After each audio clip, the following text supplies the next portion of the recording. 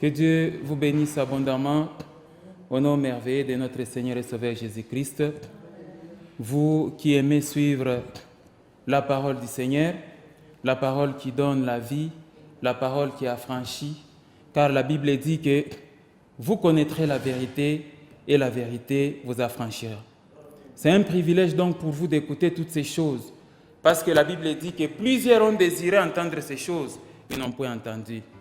Vous qui aimez Dieu, vous devez me suivre attentivement, afin que la parole du Seigneur puisse pénétrer vos âmes et apporter la délivrance dans votre vie. Amen. Alors nous continuons donc avec notre thème, les ennemis de la foi, et ça c'est la deuxième partie. Alors, bien-aimés dans le Seigneur, ce que vous devez savoir dans la vie chrétienne, c'est que Dieu nous demande d'avoir la foi. Dieu nous demande aussi de garder la foi et Dieu nous demande aussi d'exercer la foi. La foi honore Dieu. Et Dieu voudrait que chaque fois quand ses enfants les cherchent, qu'ils les cherchent donc avec foi. Voilà pourquoi, même pour entrer en possession de quoi que ce soit de Dieu, vous devez avoir la foi. Pour que les promesses de Dieu se réalisent dans votre vie, vous devez avoir la foi. Est-ce que je parle à quelqu'un? Et même s'approcher de Dieu, ça exige que nous puissions avoir la foi. Voilà pourquoi le livre des Hébreux, Hébreux chapitre 11, le verset 6, il est écrit que sans la foi, il est impossible de lui être agréable. Car il faut que celui qui s'approche de Dieu croit que Dieu existe et qu'il est le rémunérateur de ceux qui le cherchent. Donc nous devons avoir la foi. Mais j'aimerais vous donner 3 raisons majeures, 3 raisons fondamentales qui font que Dieu exige de la part de l'être humain la foi. Est-ce que je parle à quelqu'un? La première raison, c'est d'abord avoir la foi.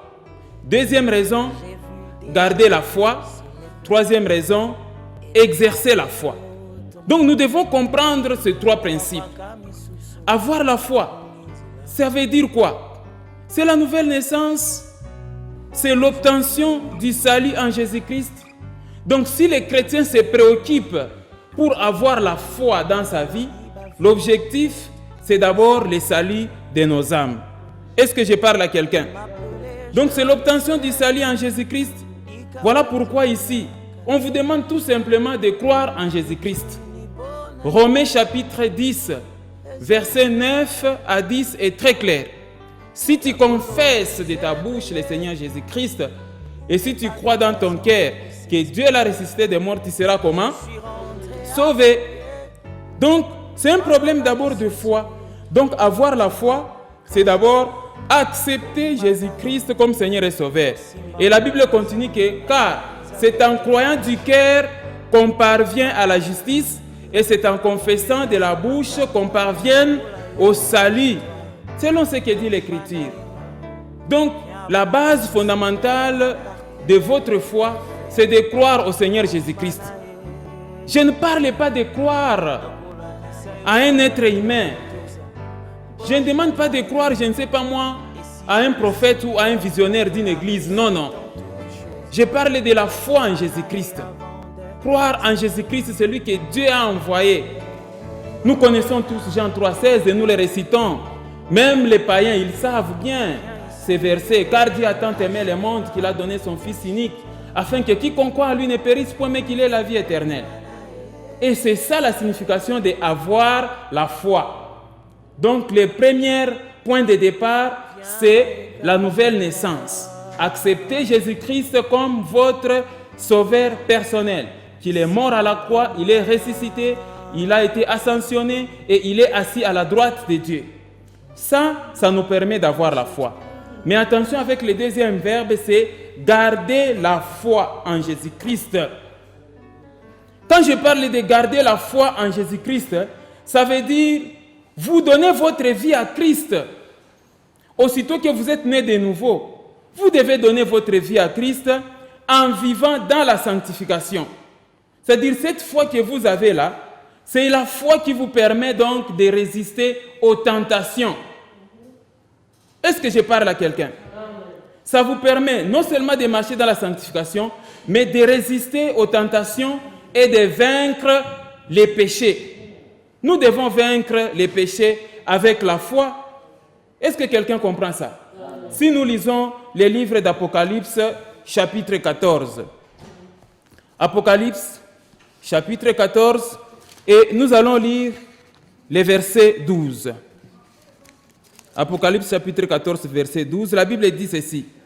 C'est ici la persévérance des saints qui gardent le commandement de Dieu et la foi de Jésus. Alors, vous allez voir, quand on parle de garder la foi, c'est ce qui fait de la foi votre bouclier. Quand Dieu dit, prenez le bouclier de la foi avec lequel vous pourrez éteindre tous les traits enflammés du malin. Ici, la foi est considérée comme une arme spirituelle.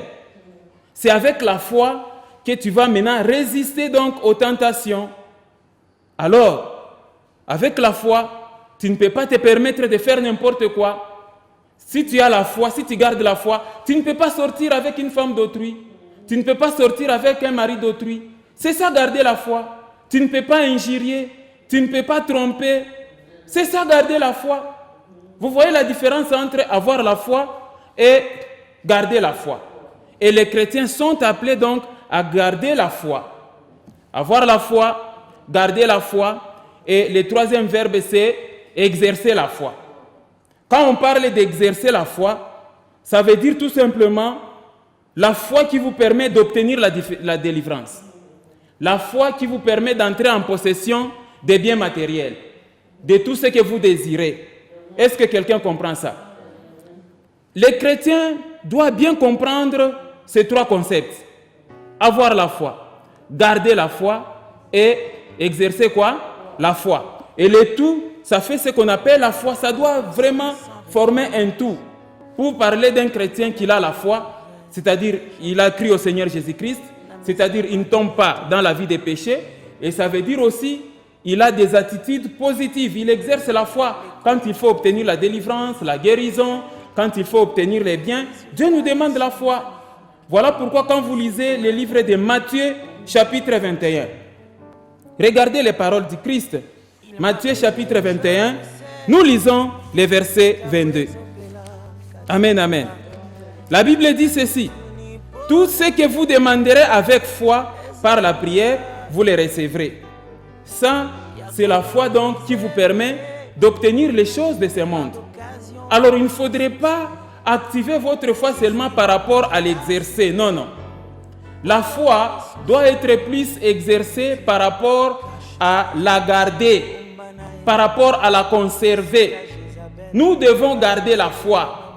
Vous ne devez pas seulement avoir la foi. J'ai la foi pour voyager. J'ai la foi pour acheter une parcelle. J'ai la foi pour me marier, ainsi de suite, pour les biens matériels de ce monde. Alors qu'en est-il de la foi pour résister aux tentations du monde des ténèbres? Qu'en est-il alors de la foi pour résister au péché? C'est de cette foi-là qu'il est d'ailleurs très très important. Mais par contre, la foi pour obtenir les choses, il n'y a pas de problème. Dieu voudrait que vous puissiez avoir cette attitude-là, d'avoir la foi. Quand vous demandez quelque chose à Dieu, vous avez la foi que vous avez déjà la chose. Et vous allez même le constater dans la plupart des guérisons qui ont été opérées par notre Seigneur et Sauveur Jésus-Christ. Il disait quoi? Va, qu'il te soit fait selon ta foi. Vas-y, ta foi t'a sauvé. Amen, amen. Il parle ici de la foi qui t'a sauvé. C'est comme ça. Et la plupart des délivrances, c'était comme ça. Ta foi t'a sauvé. Mais je ne sais pas d'où est venue cette mauvaise habitude de nous, serviteurs. Chaque fois quand vous apportez une délivrance dans la vie de quelqu'un, on doit chanter partout. C'est moi qui l'ai délivré. Tu vois ce monsieur-là? C'était un fumeur du chanvre. Moi, je l'ai délivré. Tu vois ce monsieur-là? Il était trop malade. Moi, je l'ai délivré. Ce n'est pas possible. Et maintenant, conséquence, les serviteurs sont en train de s'attribuer la gloire du Seigneur. Ce n'est pas une bonne habitude souvent. Quand vous avez imposé les mains à quelqu'un, automatiquement les caméras sont là. Les caméras sont là. Et ça fait maintenant l'objet de publicité. Ça fait l'objet de publicité. Tu vois, je l'ai fait tomber. Est-ce que tu vois comment la publicité passe? Laissez-moi vous informer, chers serviteurs, que les fidèles de vos églises que vous êtes en train de faire tomber avec le filmage de vos caméras, ils ne sont pas contents de vous. Oui, je connais un cas comme ça. Nous étions en train de suivre la télé et on a vu une connaissance qui tombait. Nous l'avons appelé, mais on te voit ici en train de tomber. Et il a dit que ce pasteur-là, vraiment, il est moins sérieux, il ne devait pas me filmer comme ça. Vous voyez?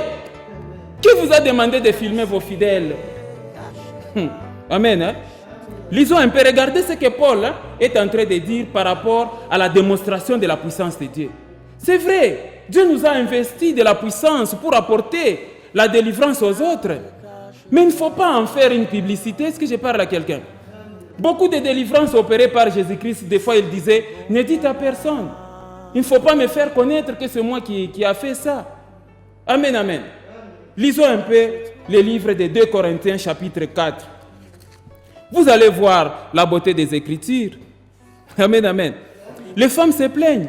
On m'a filmé. Ça, c'est me ridiculiser, ça. On m'a filmé, là, je suis en train de tomber, tout ça. On m'a imposé les mains, et puis, pouf, je suis tombé. Maintenant, toute la famille est au courant. Que non, voilà, je suis tombé. Amen, amen. Hein? Oh là là. Est-ce que nous allons attirer les fidèles à venir dans notre église par la publicité des miracles que nous faisons? Non, pas du tout. Sinon, les chrétiens viendront chercher les miracles. Ils ne vont pas chercher à avoir la foi, ni à garder la foi, mais plutôt à obtenir seulement des délivrances. Est-ce que je parle à quelqu'un?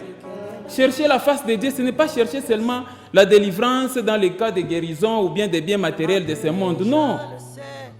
Dieu a besoin que nous puissions nous présenter devant lui des hommes parfaits, des hommes qui ont atteint la maturité dans les choses de Dieu, quelqu'un qui est revenu dans les bons sens. Mais quand il y a campagne d'évangélisation, et puis vous me voyez là, la publicité, c'est quoi? J'ai fait tomber les gens par terre. Ça veut dire quoi? Venez vivre les miracles. Amen. Venez écouter l'enseignement ou bien venez vivre les miracles. Nos églises, c'est plein de gens qui cherchent seulement les miracles, ils ne cherchent pas la foi. Ils ne cherchent pas la délivrance par rapport à la vie éternelle, mais ils cherchent seulement la délivrance. Voilà pourquoi des fois, quand quelqu'un a obtenu sa délivrance, il est parti. Parce que c'est ce qu'il est venu chercher, il n'est pas venu chercher Dieu. Et puis vous l'avez attiré par la publicité des miracles. Amen, amen. Alors ce qui fait que conséquence, le serviteur se croit toujours comme un petit Dieu. Il veut que la gloire de Dieu lui soit attribuée. Non, c'est un serviteur très puissant. Il est très puissant. Quand il passe à côté de toi, tu sens la chair des poules. Sa veste là, il ne faut même pas y toucher, tu risques de tomber. Et nous les serviteurs, nous aimons des choses comme ça. Mais dans ce cas-là, la puissance de Dieu est attribuée à un homme plutôt qu'à Dieu. Et l'apôtre Paul est en train d'interdire à tous les serviteurs de Dieu de ne pas s'attribuer la puissance de Dieu. Nous pouvons lire ça dans les livres de 2 Corinthiens. 2 Corinthiens, chapitre 4. Nous lisons les versets 7. Amen, amen. Est-ce que je suis en train de parler à quelqu'un? 2 Corinthiens 4, le verset 7 dit ceci. Nous portons ces trésors dans les vases de terre, afin que cette grande puissance soit attribuée à Dieu et non pas à nous, serviteurs. Le verset est clair. Dès que j'ai apporté la délivrance dans la vie de quelqu'un, qu'est-ce que je vais dire? Ma sœur, ta foi t'a sauvé, qu'il te soit fait ainsi. Quel est alors le plaisir pour moi d'aller dire maintenant là, tu vois là, c'est moi qui ai délivré. Tu vois cette famille-là, elle n'a jamais mis au monde, hein? C'est moi qui avais pris pour elle. Hein? Maintenant là, il y a des enfants. Tu vois ces commerçants-là, il n'avait qu'un seul conteneur. Hein? Maintenant, il en a 3, 4. C'est moi, hein? C'est grâce à moi. Maintenant, on attribue la puissance à qui? Paul est très clair ici, afin que la puissance, que cette puissance que nous sommes en train d'opérer soit attribuée à qui? À Dieu et nous à nous, les serviteurs. Nous devons nous dépouiller de la gloire de Dieu et lui transmettre. Nous ne sommes que des serviteurs inutiles, des instruments inutiles. Est-ce que j'ai parlé à quelqu'un? Alors, ce que vous devez comprendre, mon frère, ma sœur, avoir la foi, garder la foi et exercer la foi. Dans l'exercice de la foi, c'est ça qui te permet d'obtenir les choses. dans garder la foi, c'est ça qui te permet de résister aux tentations. Même si le diable vient te proposer les plaisirs sexuels ou n'importe quel plaisir, tu dis non, pas question. Est-ce que je parle à quelqu'un? Alors comprenez une chose. Les premiers combats de la foi, les premiers combats spirituels, ce n'est pas la chasse aux sorciers. Ce n'est pas la chasse aux esprits impurs.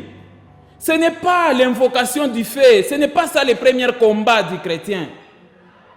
Le premier combat du chrétien, c'est d'abord garder la foi, vaincre les péchés, résister aux tentations, faire de la foi un véritable bouclier.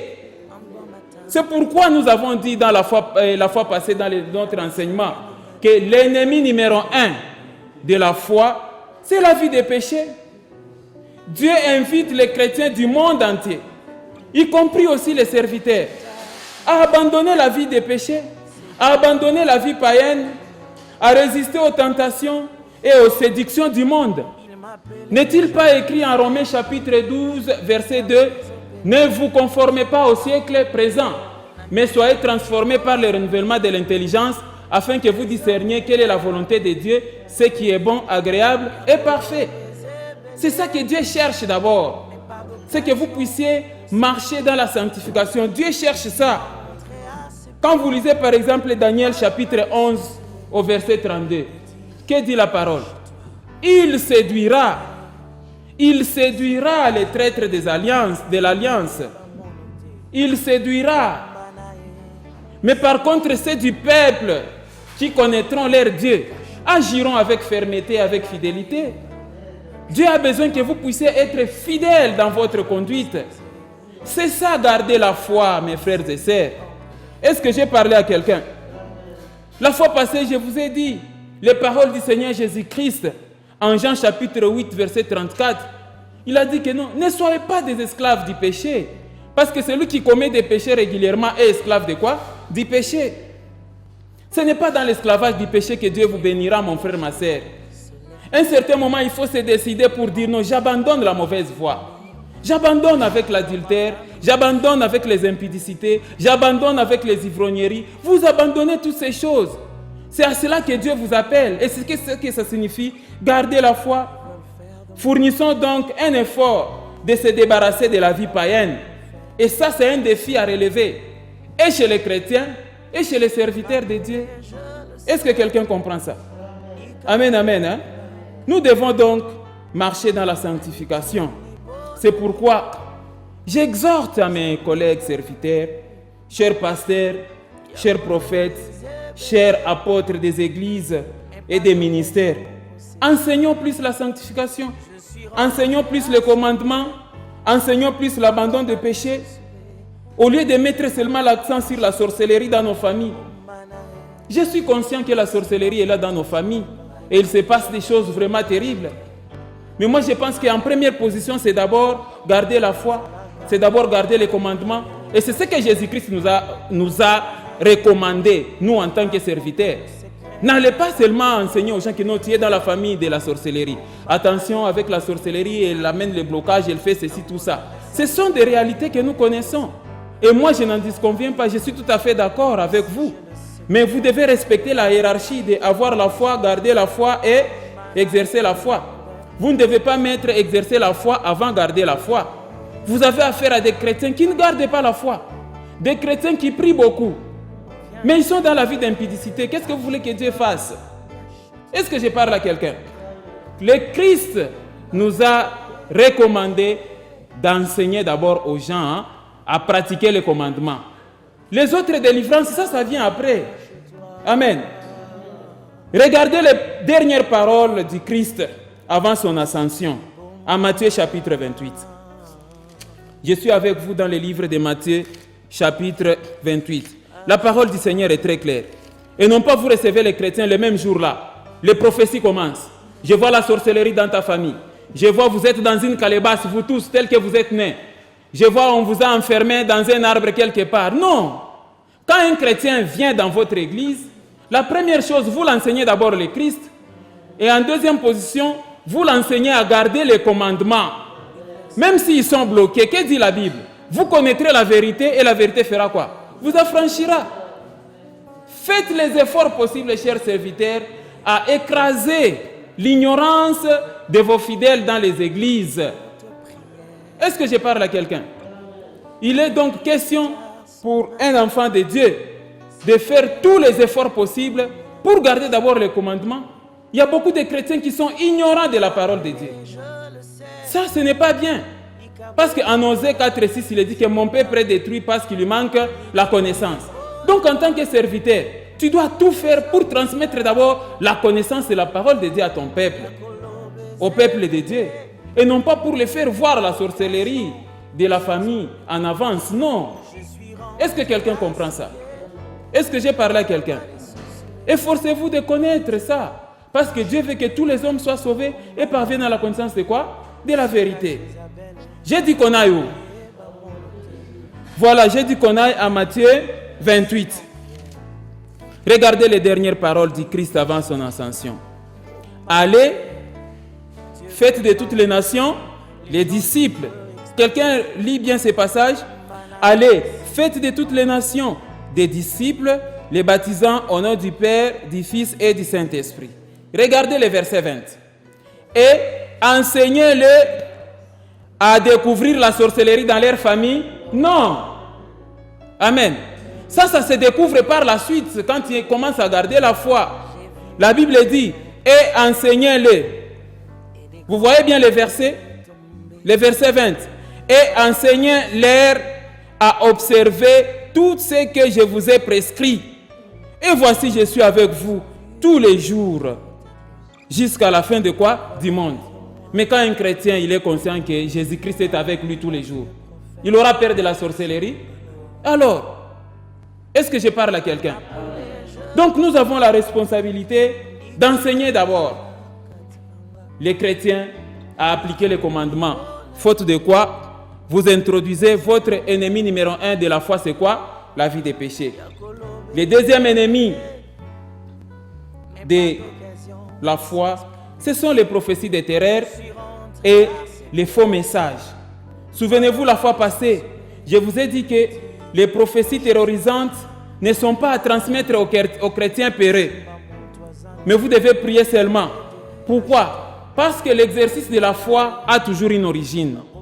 La foi a toujours une origine. Quelqu'un comprend?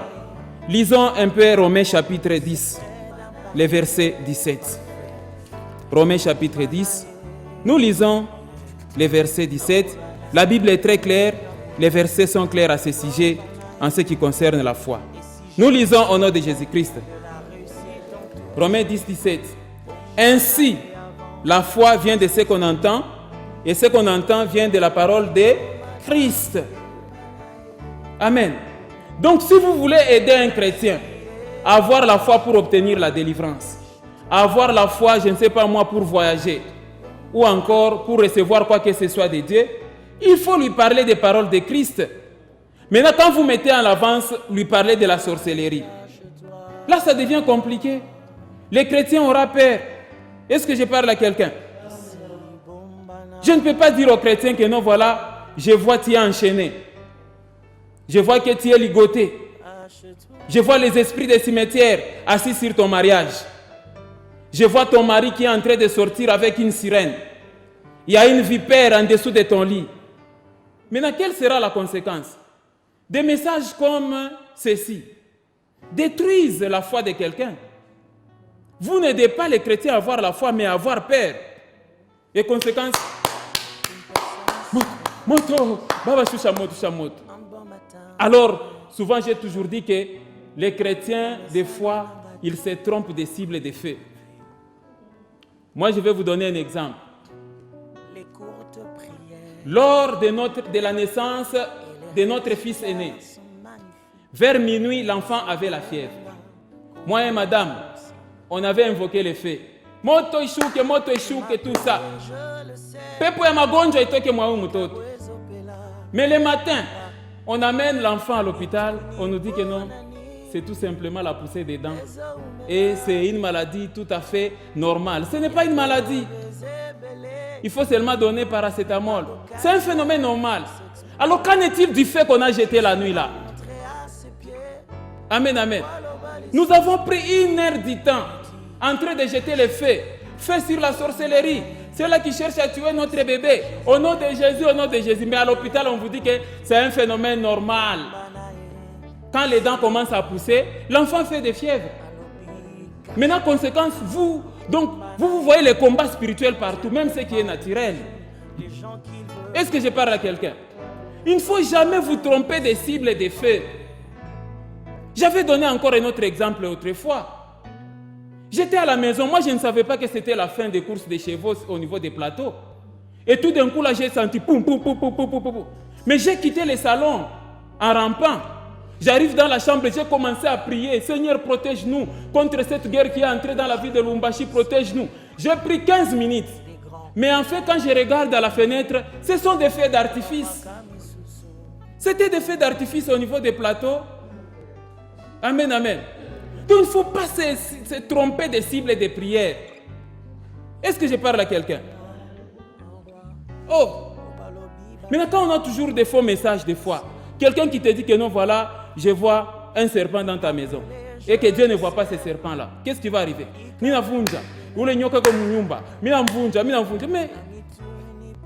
y a des fois des prières inutiles. Quand Dieu regarde comme ça, il dit, mais c'est quoi ça? Dites à mes enfants de pratiquer d'abord les commandements. Est-ce que vous comprenez, vous, visionnaires des églises, des réveils, pentecôtistes et ministères de combat? Amen. Donc, des messages, tout message n'est pas à transmettre, mes frères et sœurs. Et c'est là que je vais au troisième ennemi de la foi. C'est la peur et les doutes. C'est le troisième ennemi, donc, de la foi. Amen, amen. Regardez seulement l'exemple de Pierre. Pierre qui voit le Seigneur Jésus-Christ en train de marcher sur l'eau. Il dit au Seigneur Jésus, permets-moi aussi de marcher. Et Pierre a commencé à marcher réellement. Mais quand il a vu des vagues, il a eu peur. Et il a commencé donc à s'enfoncer. La peur, c'est un ennemi de la foi. Et la peur vient de ce qu'on entend. Et ce qu'on entend vient des mauvaises prophéties. Est-ce que quelqu'un comprend ça? Vous allez voir même aussi lors de la traversée. Quand Jésus-Christ traverse avec ses disciples la mer de Galilée, qu'est-ce qui va arriver? La tempête. Et finalement, ils ont réveillé Jésus et Jésus a calmé la tempête. Finalement, Jésus a réprimandé les disciples et dit, pourquoi vous avez eu peur? Amen, amen. Mais c'est en écoutant la parole de Dieu que nous sommes en train donc de chasser la peur. Est-ce que je parle à quelqu'un? Job chapitre 3, nous lisons les versets 25. Job chapitre 3, verset 25. La Bible nous dit ceci. J'aime bien ces passages. J'ai dit qu'on a où? Job chapitre 3, les versets 25. La Bible dit, ce que je crains, c'est ce qui m'arrive. Ce que je redoute, c'est ce qui m'atteint. Alors, vous voyez, quand nous commençons à inspirer la peur chez vous, nous commençons à vous dire que non, voilà, vous êtes entouré de sorciers autour de vous. Il y a vraiment de la sorcellerie ici. Vous allez commencer à vivre avec peur. Est-ce que je parle à quelqu'un? Observez bien même certains prophètes. Pourquoi on les appelle prophètes de malheur? Parce que quand ils te disent une mauvaise chose, ça se réalise. Alors qu'ils devaient empêcher pour que ça ne se réalise pas. Et il est même le premier à se dire que non, voilà, n'est-ce pas, je lui avais prophétisé. Son enfant là, il a échoué aux examens d'État. Je lui avais dit ça avant. J'avais dit ça avant que ton enfant va échouer. Voilà, il a échoué. Donc quand les mauvaises choses arrivent, parce que toi tu l'avais dit, est-ce que ça te confirme être un serviteur? Alors que vous devez prier pour empêcher ces choses. Est-ce que je parle à quelqu'un?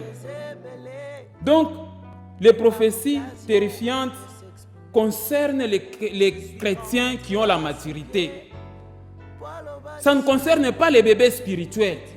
Parce que les bébés spirituels, selon ce que dit la Bible, ont besoin du lait et non de la nourriture solide. Quand vous savez que non, ça, si je dis seulement aux fidèles que non, voilà, il y a des sorciers qui viennent visiter chaque jour ta maison la nuit, il aura peur. Pourquoi lui dire? Pourquoi lui transmettre? Amen, amen. J'insiste sur ces choses. On ne doit pas donner des prophéties terrorisantes aux bébés spirituels. Parce qu'elles ont souvent des réactions épidermiques sur les choses. Quand vous dites par exemple à une femme d'autrui que non, ta belle famille est en train de chercher pour que tu divorces avec leurs frères. Quel sera le comportement de cette femme après? Chaque fois qu'elle verra la belle-mère venir à la maison, qu'est-ce qu'elle va dire? La sorcière vient d'arriver. Cacher les enfants rapidement. Quand elle voit les petits frères de son mari venir, non, voilà les gens qui sont en train de me combattre. Et elle va même commencer à appeler. Moubone Chebanya, tu es combien tranquille, hein, tout ça, ainsi de suite. Vous voyez? C'est-à-dire la personne n'a pas maîtrisé le poids de la prophétie. Elle va commencer à appeler maman. Est-ce que vous pouvez dire un peu à ma belle famille de me laisser tranquille? Moi, tout ça comme ça, ainsi de suite. Ou quand vous dites à quelqu'un que non, il y a un homme invisible, un être invisible qui joue dans ta maison. Maintenant, quand la personne entre dans la maison, la personne a peur de sa propre maison maintenant. Pourquoi? Quand vous inspirez la peur, la Bible dit ce que je crains, c'est ce qui m'arrive. Ça va arriver. Et dans la plupart des cas, vous demandez oh non, est-ce que tu peux nous donner 3 jours, comme ça on vient faire le travail dans ta maison? Cher serviteur, commence d'abord par faire le travail dans ta propre maison. Est-ce que je parle à quelqu'un? 3 jours. 3 jours seulement, on vient veiller dans ta maison. On va enlever les choses, tu vas les voir. Et les femmes acceptent et ils tremblent. Mais prépare-nous le café. Quand on achète le café en nature, vous n'êtes pas content.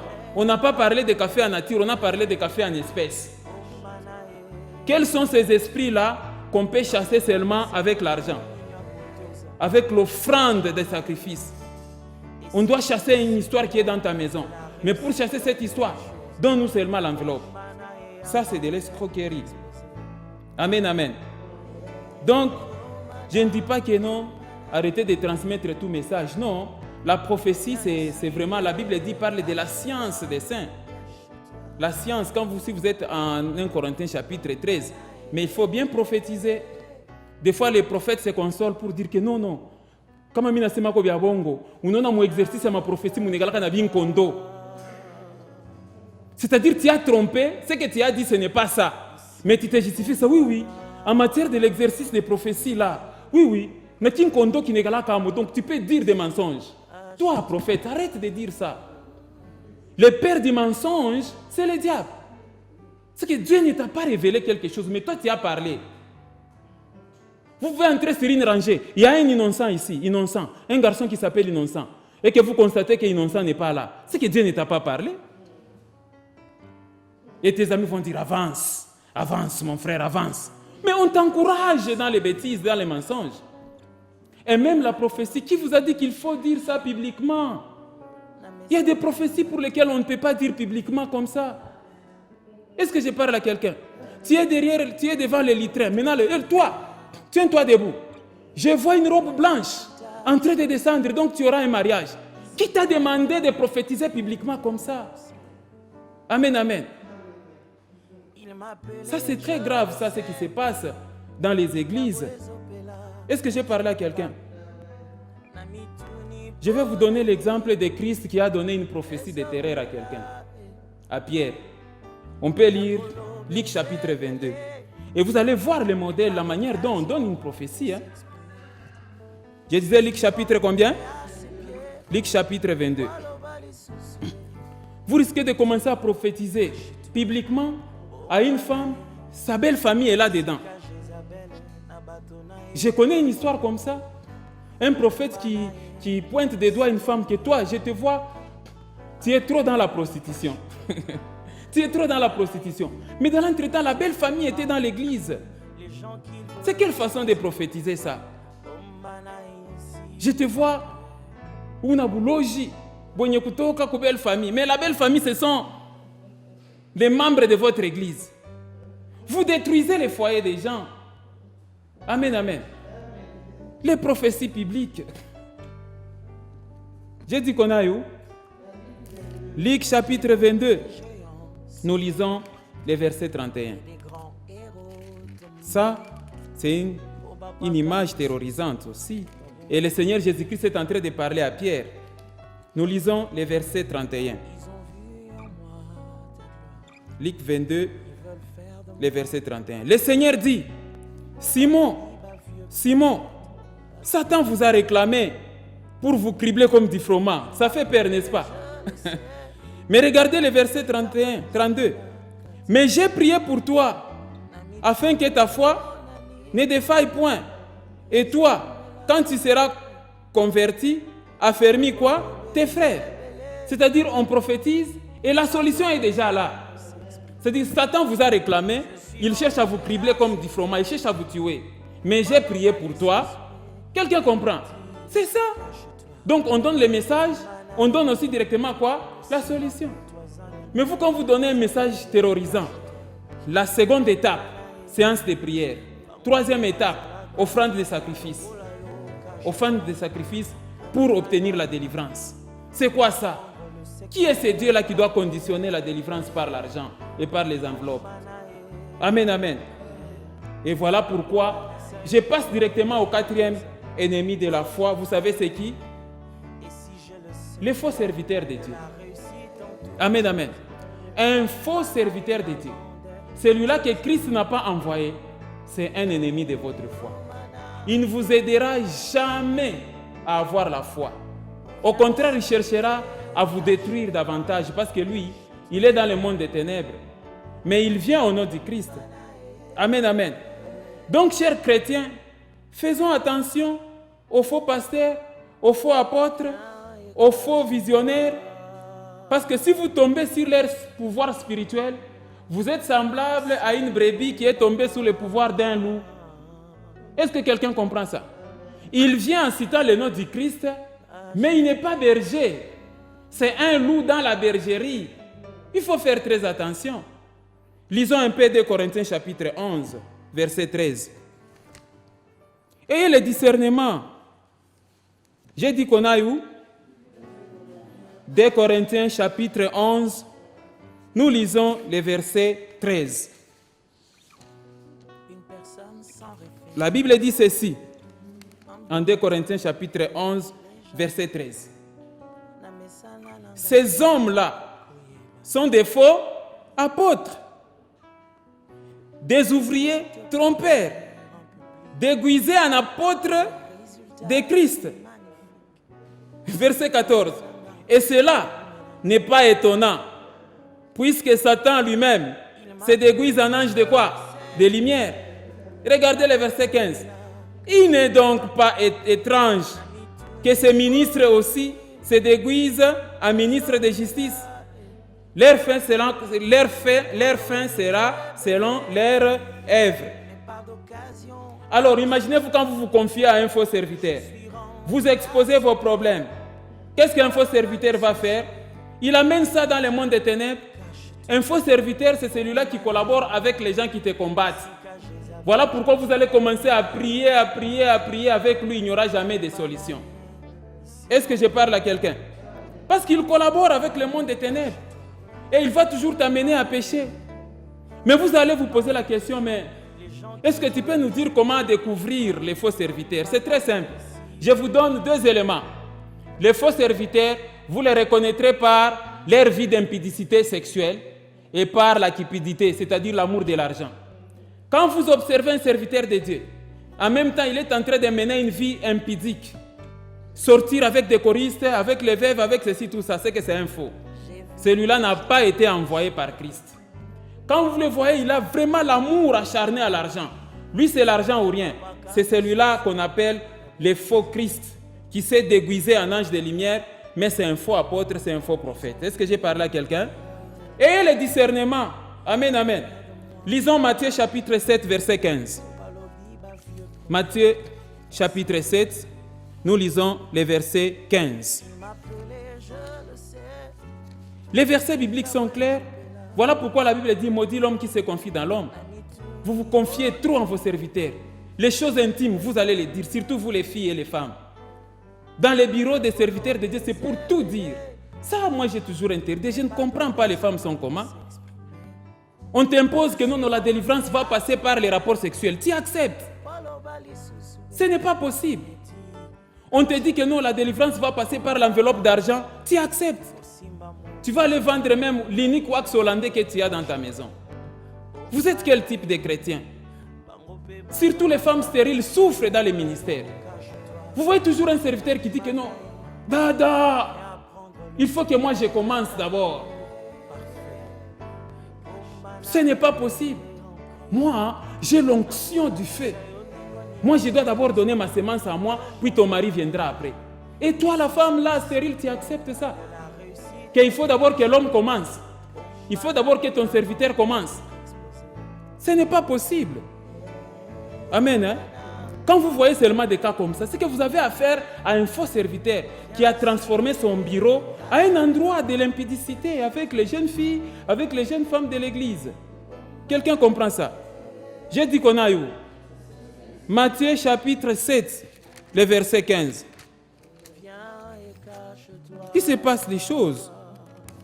Matthieu chapitre 7, nous lisons les versets 15 à 20 au nom de Jésus-Christ. Gardez-vous des faux prophètes. Ils viennent à vous en vêtements de quoi? Des brebis, mais au-dedans, ce sont des loups ravisseurs. Vous les reconnaîtrez à leurs fruits. Cueille-t-on les raisins sur les épines ou des figues sur des chardons? Tout bon arbre porte de bons fruits, mais les mauvais arbres portent de mauvais fruits. Un bon arbre ne peut pas porter de mauvais fruits, et un mauvais arbre ne peut pas porter de bons fruits. Tout arbre qui ne porte pas de bons fruits est coupé et jeté où? Au feu. C'est donc à leurs fruits que vous les reconnaîtrez. Vous les reconnaîtrez à leurs fruits. Est-ce que j'ai parlé à quelqu'un? Continuons un peu avec le verset 21. Ceux qui me disent, Amen, Amen. Ça, c'est le Seigneur Jésus-Christ hein, qui dit ça à la foule. Ceux qui me disent, Seigneur, Seigneur, n'entreront pas tous dans le royaume des cieux, mais celui-là seul qui fait la volonté de mon Père, qui est dans les cieux. Verset 22. Plusieurs me diront en ce jour, là ce sont des faux serviteurs, Seigneur, Seigneur, n'avons-nous pas prophétisé par ton nom? N'avons-nous pas chassé des démons par ton nom? N'avons-nous pas fait beaucoup de miracles par ton nom? Verset 23. Alors je leur dirai ouvertement, je ne vous ai jamais connu. Retirez-vous de moi, vous qui commettez quoi? L'iniquité. Amen, amen. Ils se retireront. Il y a certains serviteurs, le Seigneur Jésus-Christ ne les a jamais envoyés. Est-ce que j'ai parlé à quelqu'un? Donc, il n'y a pas question à se poser la question, mais on les reconnaîtra comment? Par la vie de l'impudicité et par la vie de cupidité et l'amour de l'argent. C'est pourquoi vous les diacres, et suivez-moi très bien, diacres, anciens de l'église, collège des sages et autres, vous qui entourez vos visionnaires des églises, vous devez veiller sur votre serviteur. Vous devez lui faire des reproches chaque fois qu'il a dérapé ou chaque fois qu'il y a un scandale. Est-ce que j'ai parlé à quelqu'un? Faire les reproches n'est pas synonyme. On ne parle pas à mal des serviteurs. Est-ce que faire des reproches à un serviteur, c'est parler à mal? Pourquoi vous confondez ça? Faire des reproches à un serviteur, est-ce que c'est juger le serviteur? Non. Quand vous constatez que votre visionnaire ou bien votre pasteur titulaire est en train de mener une vie païenne dans l'église, vous l'appelez, vous le reprochez. Vous dites que non, tu ne dois pas mener une telle vie. Même s'il va vous suspendre, même s'il va vous chasser. Ok, au nom de Jésus-Christ, laisse-moi partir. Est-ce que j'ai parlé à quelqu'un? Mais quand vous vous taisez là, vous observez seulement que non, l'homme ne marche plus selon l'Esprit de Dieu. Mais vous l'observez seulement. C'est que vous êtes complice. Quelqu'un comprend ça? Il ne doit pas vous intimider. Parce que si un être humain en qualité de serviteur mène une vie païenne, une vie d'impudicité dans l'église, il sort avec des choristes, des veuves, tout ça, et en même temps il prêche, il fait des miracles, en même temps il est en train de faire tomber les gens par terre. Quand il impose les mains, la personne tombe, tout ça, ainsi de suite. Mais il faut se poser maintenant des questions. Quand il opère tous ces miracles-là, il les fait avec qui? Avec Dieu ou bien avec les diables? La Bible est très claire. La Bible dit que Dieu n'exauce pas les pécheurs. Vous n'allez pas vous consoler pour dire que non, c'est son onction. Dieu ne retire pas l'onction. Bon, malgré Boubaï Awake, malgré qu'il agit très mal, il est dans la vie impudique, mais on le voit prophétiser, on le voit prêcher très bien, on le voit imposer les mains aux malades et les malades sont guéris. Non, ce n'est pas ça. Vous devez bien regarder les miracles opérés par vos serviteurs si ce sont des miracles authentiques opérés par Dieu. Amen. Matthieu chapitre 24. Matthieu chapitre 24. Le verset 24.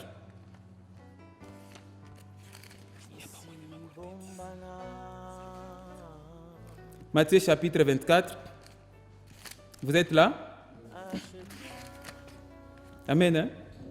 pas moi de m'accorder cette minute. Car il s'élèvera des faux Christ. Amen. Hein? Et les faux prophètes, ils feront des grands prodiges et des miracles au point de séduire, s'il était possible, même les élus. Voici, je vous ai annoncé d'avance ces choses. Donc les miracles, ce n'est pas l'indice pour dire que non, un serviteur de Dieu est approuvé par Dieu. Amen. Hein? Des fois, des faux prophètes s'introduisent pour détruire la foi des fidèles. Les gens se retirent à l'église à cause d'eux. Ils se prostituent. Et quand ils marchent très mal, ils poussent les chrétiens aussi à marcher très mal. Les chrétiens vont dire que Mutumishi Mounia, il se comporte mal. À combien plus forte raison moi? Et quand vous lui faites des reproches, vous savez ce qu'il dit? Il ne faut pas jouer avec moi. Toi, tu connais mon alliance avec mon Dieu. Tu connais l'alliance que j'ai faite avec mon Dieu. Ah bon? Dieu t'a donné l'alliance, là, il t'autorise de faire les bêtises. Est-ce que je parle à quelqu'un? Quelle est cette alliance-là que toi, serviteur de Dieu, tu as fait avec Dieu? Et puis Dieu te dit, ok, commence à engrosser les gens de ton église, marche dans l'impudicité, fais ceci. C'est mon alliance. Hein? Hein? Laissez-moi ma prostitution. C'est mon alliance avec Dieu. Ne parlez pas à mal du serviteur. Et on intimide les gens comme ça. Amen, amen. Et dans l'entretemps, vous invitez les gens. Venez entrer dans mon alliance. Venez, mais dans ton alliance-là, il y a de l'impudicité. Dieu n'a jamais fait l'alliance avec quelqu'un pour commettre les impudicités. Non. Il ne faut pas te justifier comme ça. Lisons Psaume chapitre 25. Psaume chapitre 25, nous lisons les versets 14. Est-ce que j'ai parlé à quelqu'un? Amen. Hein? Et ça, c'est le travail des collèges, des pasteurs, collège des ministres du Christ, collège des anciens et les sages de l'Église. Veillez sur cet homme-là. Veillez le recadrer s'il ne marche pas droit selon la vérité. Il n'est pas un petit Dieu. S'il vous suspend, ou bien il ne vous donne plus le salaire de chaque fin du mois, retirez-vous. Comment évoluer à côté d'un impudique? J'ai dit qu'on a eu. Il me reste combien de minutes? 2 minutes.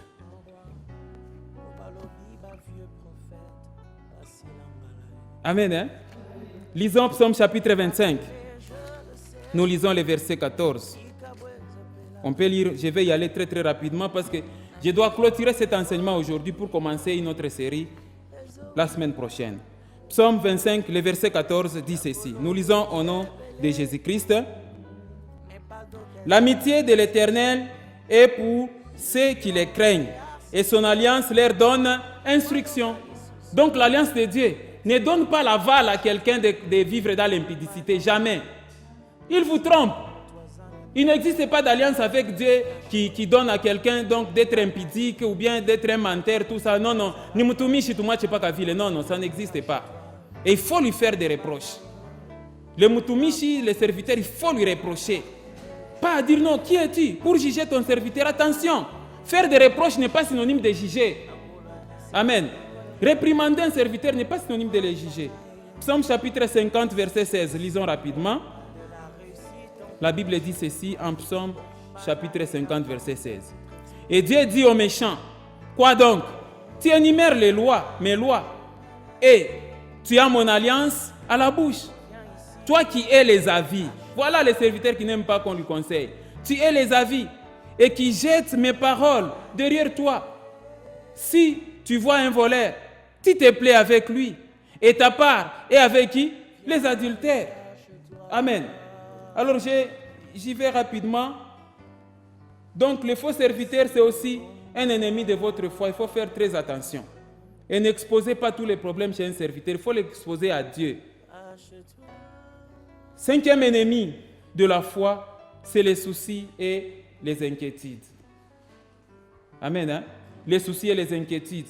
À propos des soucis, vu les problèmes des temps, vous allez lire vous-même 1 Pierre, chapitre 5, versets 6 à 7. La Bible dit, « Déchargez-vous sur Dieu de tous vos soucis, car lui-même prend soin de vous. » Il ne faut pas être cet être humain là qui vit toujours avec les soucis. Non, non. Fais un effort de te décharger des soucis. Et Amen, amen. Je pense, je dois rentrer à mon principe de respecter les temps. Amen, amen. Nous devons respecter les temps des serviteurs, nous devons respecter les temps des fils de Dieu. Je sais que vous avez été bénis par l'enseignement. Je vais continuer, il me reste encore 4 ennemis pour clôturer l'enseignement sur les ennemis de la foi. Que Dieu vous bénisse abondamment et nous allons nous retrouver le dimanche prochain. Que Dieu vous bénisse.